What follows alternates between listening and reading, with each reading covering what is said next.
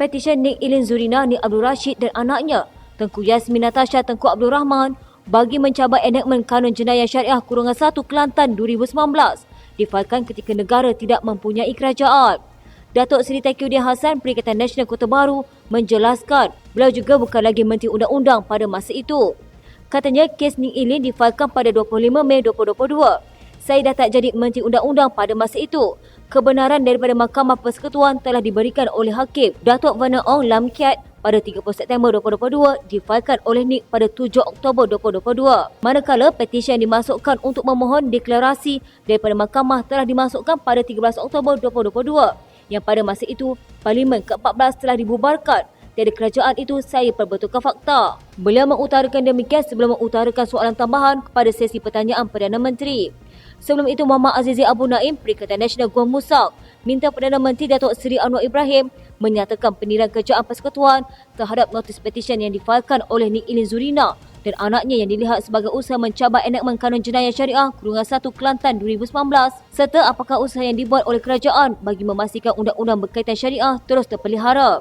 Anwar dalam jawapan awal menyifatkan kes tersebut kini seolah-olah dibebankan kepada kerajaan perpaduan sedangkan ia telah berlaku sejak 2021.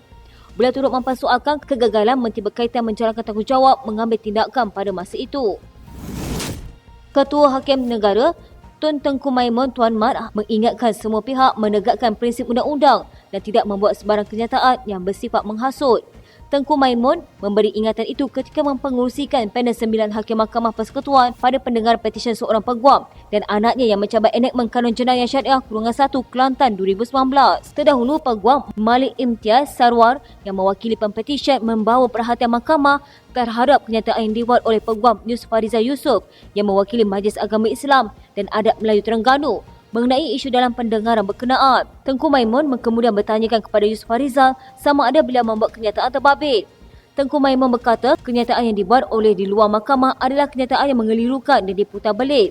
Katanya isu dalam pendengaran petisyen berkenaan adalah bukan mengenai melemahkan agama Islam dan mahkamah syariah, tetapi ia adalah berhubung isu kompetensi kerajaan negeri dalam mengubal undang-undang. Katanya tanggapan itu salah kerana pendengaran hari ini hanya bertujuan mencabar enakmen Kanun Jenayah Syariah Kurungan 1 Kelantan 2019, bukan merendah-rendahkan enakmen dan mahkamah syariah.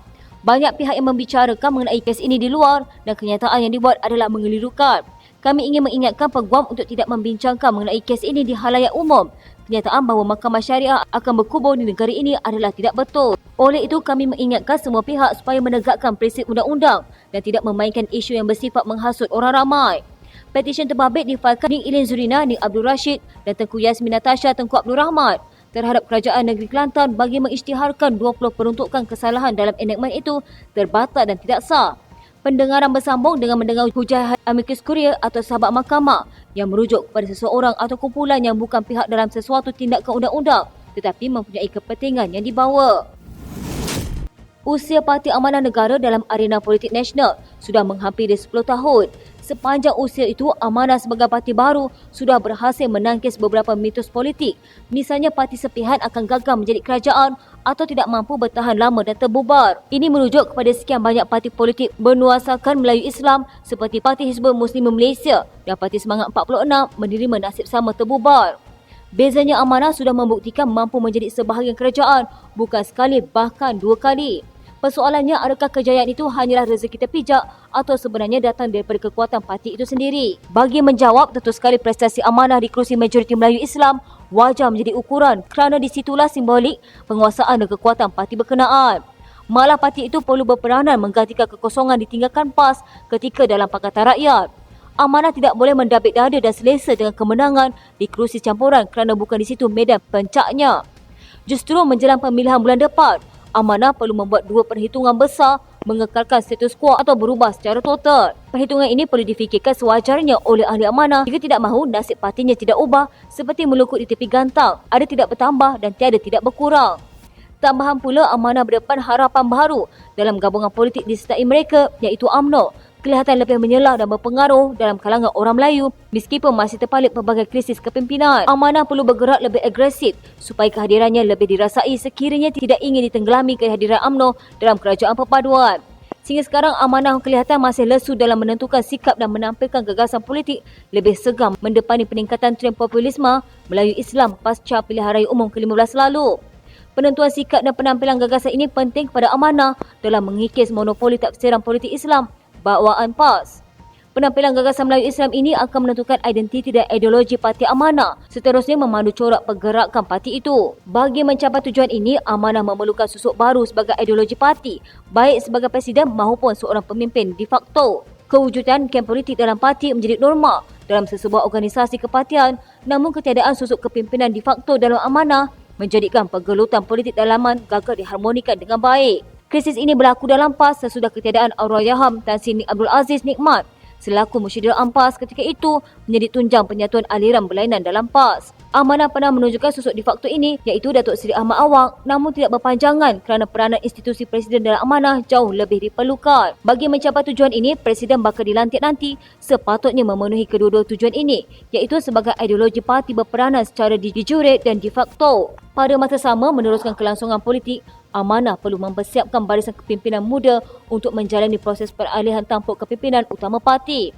Amanah kelihatannya masih terperangkap dengan veteran politik mereka yang gagal mengetengahkan barisan kepimpinan muda mereka yang ramai namun gagal dimanfaatkan dengan baik. Dalam keadaan demografi politik Malaysia yang sudah berubah sepenuhnya dengan pengundi muda, Amanah nampaknya masih selesa dengan kepimpinan veteran, malah seolah-olah masih belum bersedia memberi kepercayaan kepada lapisan kedua parti seangkatan dengan Ahli Parlimen Pulai Suhaizan Kayat. Berbeza dengan rakan seangkatan dengan Suhaizan dalam parti lain, mereka sudah diberi kepercayaan mengemudi parti, misalnya Anthony Loke dari DAP. Sekiranya hal ini tidak diperbetul, ia akan memberikan natijah besar kepada kelangsungan parti berkenaan keseluruhannya kerana memberi gambaran ia tidak meraihkan kepimpinan muda parti. Relatinya Amanah memiliki sejumlah kelebihan politik namun tidak dimanfaatkan sepenuhnya. Politik di Malaysia kini mula bergerak pantas. Parti bergiat dalam pentas demokrasi juga harus memiliki kepantasan sama. Amanah perlu membuktikan kekuatan sendiri dalam gabungan Pakatan Harapan dan sebagai parti komponen dalam kerajaan perpaduan. Dengan pemilihan parti kali ini ialah langkah pertama ke arah mencapai tujuan itu. Negara-negara kuasa besar termasuk Amerika Syarikat tidak boleh menentukan pendirian Malaysia dalam menyatakan sokongan berterusan terhadap rakyat Palestin dan mengutuk kekejaman Zionis Israel. Perdana Menteri Datuk Seri Anwar Ibrahim berkata, ketegasan tersebut disuarakan di depan Presiden Amerika Syarikat Joe Biden pada sidang akhir mesyuarat pemimpin ekonomi kerjasama ekonomi Asia Pasifik di San Francisco baru-baru ini. Jelas Anwar bila menggunakan setiap ruang yang ada pada pertemuan tersebut untuk membangkitkan isu penindasan berterusan terhadap rakyat Gaza. Katanya dalam sidang akhbar dan kebetulan kedudukan Malaysia berdepan dengan Joe Biden dan sebelah kanan ialah Setiausaha Negara Amerika Syarikat Antony Blinken. Setiada pilihan dan menyuarakan dengan tegas bahawa ada permasalahan. Manakala kita diminta mengutuk Rusia dalam soal Ukraine tetapi membisu bila pembunuhan kejam dan keganasan terhadap rakyat Palestin. Saya sebut perkataan yang agak penting, jangan lagi orang Barat menganggap hegemoni kolonial menentukan dasar dan bentuk tindakan kita.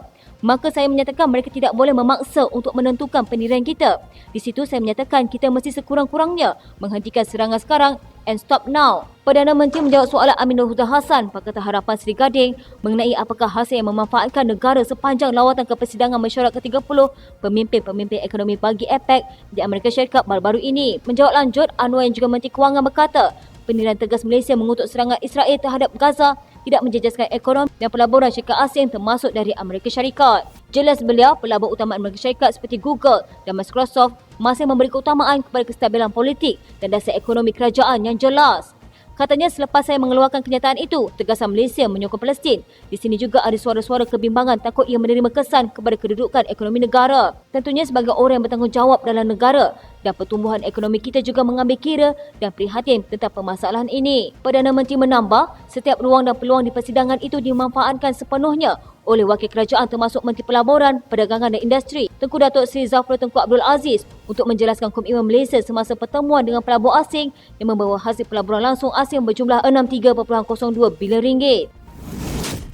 Menteri Ekonomi Rafizi Ramli mempertahankan keputusan Perdana Menteri Datuk Seri Anwar Ibrahim untuk memegang portfolio kedua sebagai Menteri Kewangan.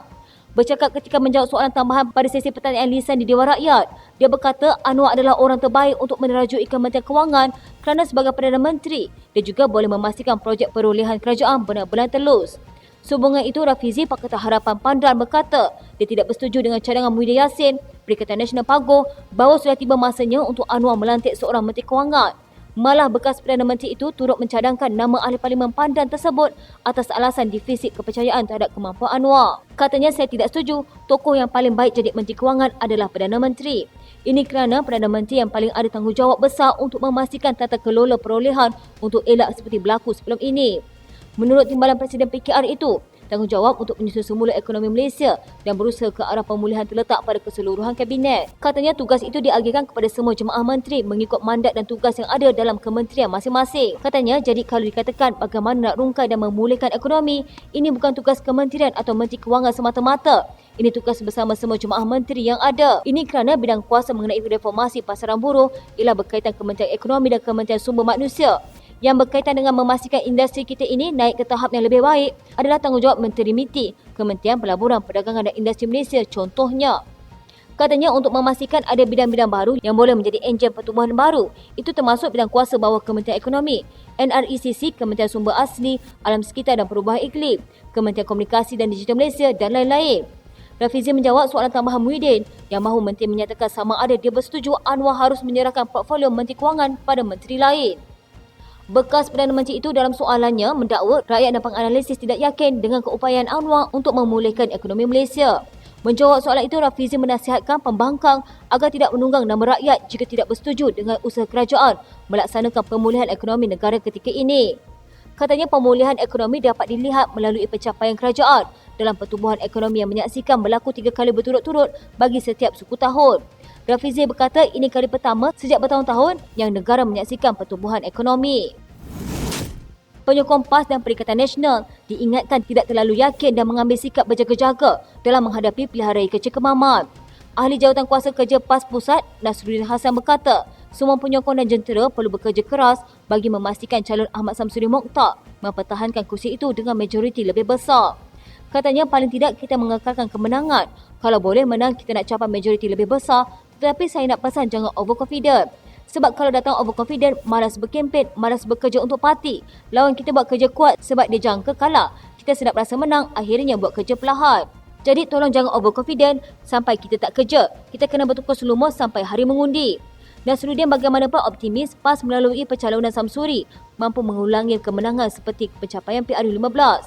PRK Parlimen Kemaman 2 Disember ini menyaksikan pertandingan dua penjuru antara PAS dan BN yang mempertaruhkan bekas Parlimen Tentera Raja Muhammad Effendi Raja Muhammad Noor. Samsuri yang juga Menteri Besar Terengganu diberi tanggungjawab mempertahankan Parlimen Kemaman dimenangi PAS sebelum ini dengan majoriti lebih 27,000 undi. Usul meminda perlembagaan bagi menambah baik urusan pentadbiran parti akan dibentangkan pada Perhimpunan Agung Tahunan Bersatu 2023 di Pusat Komisen Idea Shah Alam dari Khamis hingga Sabtu ini. Naib Presiden Bersatu Datuk Dr. Razif Jidim merangkap pengerusi Jawatan Kuasa Bersatu 2023 berkata, usul itu juga adalah selaras dengan tumpuan atau terma persidangan tahunan kali ke-6 iaitu tekad memperjuang semangat parti demi kesejahteraan rakyat serta negara. Katanya pindaan perlembagaan ini adalah perkara-perkara berkaitan pentadbiran dan juga operasi bersatu. Lebih kepada perkara-perkara yang melibatkan pentadbiran yang kita mendapat maklum balas daripada akar umbi. Ada penambahbaikan dari sudut pentadbiran perlu kita laksanakan. Perkara yang sudah lama kita bincang dan akan dibawa untuk diluluskan dalam Perhimpunan Agung ini. Razif juga berkata bahawa usul pindaan perlembagaan parti itu hanya berhubung perkara asas pentadbiran bersatu dalam memperkukuhkan parti itu dan tiada kaitan dengan isu anti lompat parti. Selain itu, beliau berkata, usul lain yang juga akan dibentangkan pada persidangan kali ini adalah berkaitan keadaan di Palestin. Katanya seramai 2,054 perwakilan seluruh negara akan menyertai perhimpunan itu. Menurutnya, seramai 760 perwakilan bagi sayap Serikandi Bersatu dan manakala seramai 859 perwakilan sayap Armada akan menyertai konvensyen masing-masing pada Khamis ini. Ahli Parlimen Gua Musang Muhammad Azizi Abu Naim akhirnya bersuara di Dewan Rakyat pada Selasa susulan kontroversi sokongan kepada Perdana Menteri Datuk Seri Anwar Ibrahim. Beliau menegaskan masih lagi Ahli Parlimen Perikatan Nasional. Katanya, saya masih Ahli Parlimen Perikatan Nasional dan saya juga mengesahkan kenyataan yang dibuat itu sokongan PM adalah daripada saya sendiri tanpa ada apa-apa unsur paksaan ataupun sebaliknya. Itu semua dari keikhlasan saya. Sebelum ini, Ahmad Fadli Syahri, Perikatan Nasional Pasir Mas berkata Muhammad Azizi kini berada di blok kerajaan. Azizi menjadi Ahli Parlimen Parti Pribumi Bersatu Malaysia ketiga yang menyatakan sokongan secara terbuka kepada Anwar. Beliau berkata keputusan itu dibuat bagi memastikan kebajikan penduduk di kawasannya terbela selain terus mendapat pelbagai manfaat termasuk peningkatan kemudahan infrastruktur. Oktober lalu, Ahli Parlimen Kuala Kangsar, Datuk Iskandar Zulkarnain Abdul Khalik, diikuti Ahli Parlimen Labuan, Datuk Suhaili Abdul Rahman, mengambil tindakan sama. Terbaru, Zahari Kecip Perikatan Nasional Jeli juga mengisytiharkan sokongan sama dengan alasan permasalahan kos sara hidup dan himpitan keperluan asas yang dihadapi rakyat di kawasan tersebut termasuk isu pembangunan. PKR hari ini mempersoalkan sikap membungkam Menteri Besar Kedah Muhammad Sanusi Makno susulan tindakan mahkamah yang mendakwa dua bekas pegawainya berkaitan usaha sama pelombongan unsur nadi bumi di negeri itu. Timbalan Setiausaha Agung PKR Muhammad Zakuan Mustafa Kamal berkata, pendirian Sanusi penting selepas pemimpin PAS itu sebelum ini menafikan dia menyalahgunakan jawatannya selaku Menteri Besar dan pengurusi Menteri Besar di Perbadanan berkaitan usaha sama pelombongan unsur nadi bumi atau terlibat dalam kecurian REE. Katanya sejak awal Sanusi menafikan penglibatan dalam pelombongan REE. Kini dua pegawai memegang jawatan penting di bawah pentadbiran beliau dituduh di mahkamah atas kesalahan meminta dan menerima rasuah. Jadi kita nak lihat apakah pendirian Sanusi. Soalannya, adakah beliau mengetahui kegiatan dua pegawai itu? Sekiranya dia tidak mengetahui tindak tanduk dua pegawai beliau, maka itu menunjukkan Sanusi tidak cekap dalam soal pentadbiran. Bekas Setiausaha Politik Sanusi Muhammad Hilmi Abdul Wahab didakwa di Mahkamah Seksyen Kuala Lumpur atas dua pertuduhan meminta dan menerima suapan berkaitan projek pelombongan REE di sekitar negeri itu pada Julai lepas. Muhammad Hilmi mengaku tidak bersalah selepas kedua-dua pertuduhan terhadapnya dibacakan di hadapan Hakim Suzana Hussein. Bagi pertuduhan pertama, Muhammad Hilmi didakwa meminta suapan wang tunai berjumlah RM250,000 daripada pengarah syarikat kumpulan pelombongan REE Sdn Bhd, Liana Mamat atau Khalid melalui Syed Muhammad Syed Al-Luvi. Ia sebagai dorongan bagi tertuduh yang ketika itu adalah Setiausaha Politik kepada Sanusi membantu syarikat berkenaan mendapat kelulusan permohonan lesen pelombongan dan lesen penjelajahan REE di sekitar Kedah. Sementara bekas Ketua Pegawai Eksekutif MBI Kedah Muhammad Sobri Osman mengaku tidak bersalah di Mahkamah Seksyen Al-Ustaz terhadap dua pertuduhan meminta dan menerima rasuah pada Mei lepas. Dia membuat pengakuan itu selepas kedua-dua pertuduhan dibacakan terhadapnya di hadapan Hakim Rohatul Akmal Abdullah. Mengikut pertuduhan pertama, dia didakwa meminta suapan wang tunai berjumlah RM4 juta daripada John Abad PE sebagai dorongan untuk membantu syarikat kumpulan pelombongan REE Sdn Bhd menjalankan usaha sama pelombongan REE di Kedah melalui satu memorandum persefahaman antara syarikat itu dengan MBI Kedah. Untuk rekod, Setiausaha Agung PKR Saifuddin Nasution sebelum ini berkata, ketidakcekapan Sanusi dalam mentadbir urus kerajaan negeri Kedah adalah sebab berlakunya kecurian REE. Saifuddin berkata sebagai individu yang memimpin kerajaan negeri, Sanusi sudah pasti diberikan taklimat dari semasa ke semasa berkaitan sebarang aktiviti melibatkan agensi di bawah kerajaan negeri sama ada dalam mesyuarat ESCO ataupun semasa sidang Dewan Undangan Negeri. Kerajaan berpendirian untuk menghormati keputusan yang bakal diputuskan Mahkamah Persekutuan dan Ketua Hakim Negara Tuan Tengku Tuan Maimun Tuan Mat berhubung petisyen dikemukakan seorang peguam dan anaknya yang mencabar enakmen Kanun Jenayah Syariah Kurungan 1 Kelantan 2019, kata Datuk Seri Anwar Ibrahim. Perdana Menteri berkata ia bagaimanapun tidak menghalang kerajaan untuk melakukan penelitian dan perbincangan berhubung kes itu melalui satu jawatan kuasa khas yang bakal bersidang untuk kali pertama pada 4 Disember depan. Katanya, Mahkamah Persekutuan akan buat keputusan mengikut pertimbangan mereka sama ada bidang kuasa di bawah kerajaan negeri atau persekutuan. Tetapi apapun keputusan itu, ia tidak menghalang kerajaan dengan perkenan Raja-Raja Melayu untuk mengadakan penelitian dan berbincang. Bukan sahaja dengan mufti, ulama dan semua pihak lain yang boleh beri pandangan supaya ada peraturan yang boleh dilaksanakan dengan maksud meningkatkan bidang kuasa Mahkamah Syariah. Beliau menjawab soalan tambahan Muhammad Azizi Abu Naim, Perikatan Nasional Gua Musang yang ingin tahu sama ada kerajaan bercadang menjadi pencelah dalam kes Ning Ilin Zurina dalam usaha memastikan perundangan Islam kekal dimertabatkan. Perdana Menteri ketika menjawab soalan tambahan Datuk Seri Taqiyuddin Hassan, Perikatan Nasional Kota Baru yang ingin tahu perincian termasuk anggota dalam jawatan kuasa khas terbabit, berkata penubuhannya melalui Majlis Kebangsaan bagi Hal Ehwal Agama Islam telah diperkenan Majlis Raja-Raja yang bersidang 2 minggu lalu. Katanya, ini antara usaha yang dilaksanakan selaras dengan titah ke bawah duli Yang Maha Mulia Sultan Selangor ketika mesyuarat Majlis Kebangsaan bagi Hal Ehwal Agama Islam Malaysia pada 28 Ogos lalu. Jawatan kuasa khas ini bertanggungjawab meneliti dan memperhalusi isu yang berkaitan dengan kompetensi Dewan Undangan Negeri mengenai pengumbalan undang-undang Islam serta bidang kuasa Mahkamah Syariah. Tambahnya, jawatan kuasa khas itu dijangka bersidang untuk kali pertama pada 4 Disember depan bagi menetapkan hala tuju dalam pelaksanaan kajian dan penyelidikan seterusnya mengesyorkan cadangan penyelesaian kepada masalah perundangan Islam di Malaysia. Persidangan Dewan Rakyat menjadi gamat seketika apabila beberapa ahli parlimen daripada kedua-dua pihak mula berbalas pantun. Detik singkat itu tercetus apabila Nordin Ahmad Ismail, Perikatan Nasional Lumut, bangun untuk bertanyakan soalan yang dikemukakan kepada Menteri Pertahanan. Katanya ada hati nak tambah isteri nombor 2. Assalamualaikum YB Menteri, soalan saya nombor 2. Kenyataan Nordin itu bagaimanapun mengundang rasa tidak puas hati buat Menteri Belia dan Sukat, Hannah Yeoh, yang berpendapat ini mungkin menyinggung keluarga ahli parlimen Lumut itu. Katanya ahli parlimen PM buat pantun macam ini yang disiarkan secara live. Walaupun itu hak beliau, bayangkan perasaan ahli keluarga. Ramai warga maya yang membalas ucapan Yeoh turut berkongsi sentimennya dan menyela pemimpin bersatu itu. Yeoh juga bukan satu-satunya ahli parlimen kerajaan yang mengkritik Nordin yang merupakan seorang pesara pegawai tentera laut. Beberapa ahli parlimen lain kedengaran menegurnya sejurus selepas Nordin membacakan pantun itu, termasuk daripada seorang wakil rakyat wanita. Bekas ahli Dewan Undangan Negeri Paroi, Datuk Muhammad Taufik Abdul Ghani, sah keluar meninggalkan Parti Amanah Negara. Pengerusi Amanah Negeri Sembilan, Datuk MK Ibrahim Abdul Rahman, mengesahkan keputusan bekas naib pengerusi parti negeri itu. Beliau mengakui terkejut dan kecewa dengan tindakan tersebut, memandangkan pemimpin berkenaan tidak memaklumkan lebih awal kepadanya berhubung hasrat keluar parti. Katanya beliau tidak menghubungi saya secara peribadi bagi memaklumkan keputusan itu, tapi menghantar mesej di kumpulan WhatsApp parti dalam jam 6 petang semalam.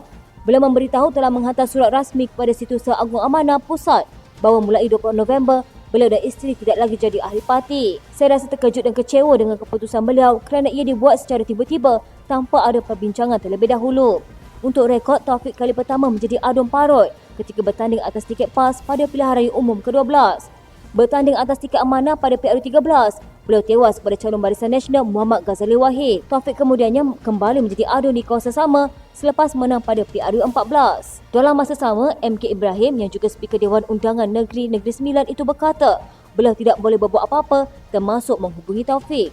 Hal ini memandangkan jelasnya Taufik sudah membuat keputusan lebih awal melalui surat yang dihantar kepada Setiausaha Agung Parti. Katanya, saya belum hubungi beliau, tapi saya rasa tak ada apa lagi boleh dibincangkan kerana beliau sudah pun membuat keputusan.